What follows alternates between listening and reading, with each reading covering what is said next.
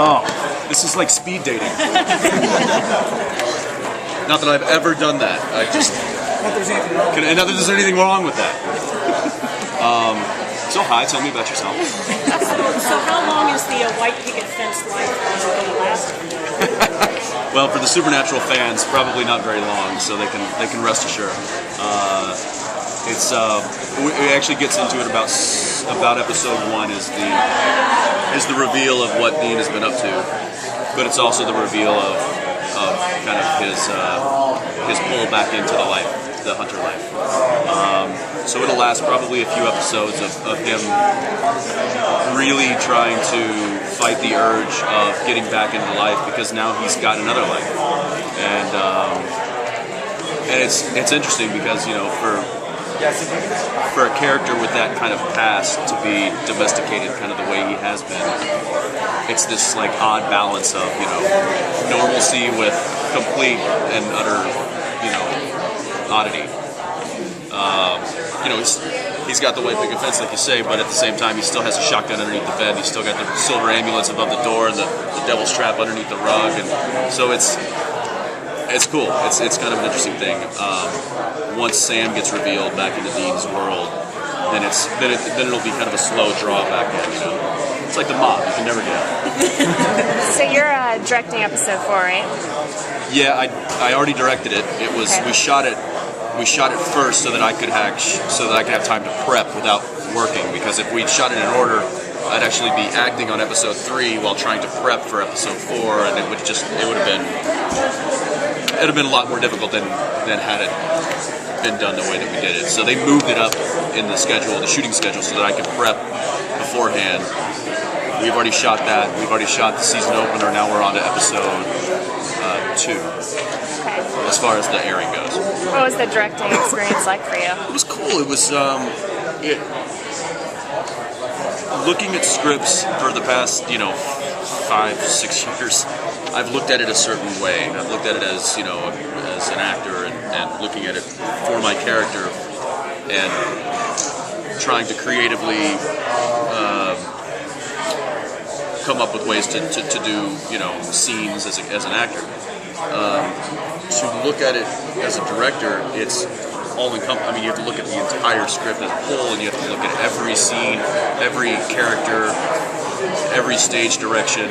So it was actually quite refreshing to have like a completely different outlook on the way I was reading the script. And it's a lot of work. It's a lot more work than I'm used to doing. There's a lot of questions. As far as you're fielding like a dozen questions a minute. I mean, people are constantly coming up to you. It's like, you want the red one or the black one? Do you want the big one or do you want the small one? Do you like this gun or do you like this gun? Do you want this truck? Do you want? And I got a lot of advice from guys that I really respect, especially part of the show, between like Bob Singer, Phil Segricha, Kim Manners, who told me season 2, he was like, "You're gonna direct one of these days. I can see it." And he's like, "And when you do, I'll be right there." So that was, and I kind of felt like he was. So that was kind of cool. But it's a totally different ballgame. It was nice. I keep saying it was fun to be captain of the creative problem-solving squad, because that's essentially what you are. I mean, every time there's like an issue, like, oh well, we just lost that location. It's like, okay, back to the drawing board. What are we gonna do? We're gonna do this.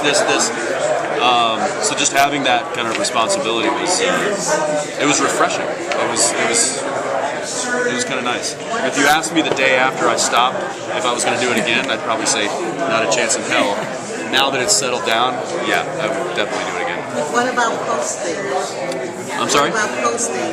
I haven't. I've just gotten the editor's cut, and now I'm giving notes. I actually have a conference call with them tomorrow, and I'll give them my director's notes. And then because it's episode 4, it's not going to air until like October, I think. So I've got time. I'll probably go down a weekend or 2 in the next month and do and sit in the bay and do some editing, which I'm looking forward to, because I've never been a part of post.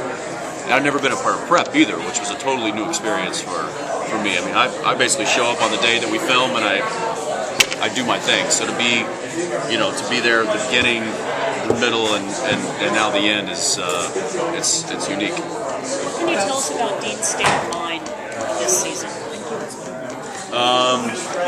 Well, from what I know so far, it's a reluctancy. It's there's definitely an inner battle between wanting to stay out of the game and wanting to live a life and wanting to be there for this woman and child that he's now become a family to.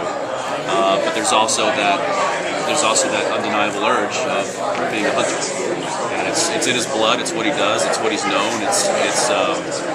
So that battle of wanting to protect his family and keep them as far away from it as possible. But in doing that, he's getting deeper and deeper back into it. So it's kind of that inner struggle.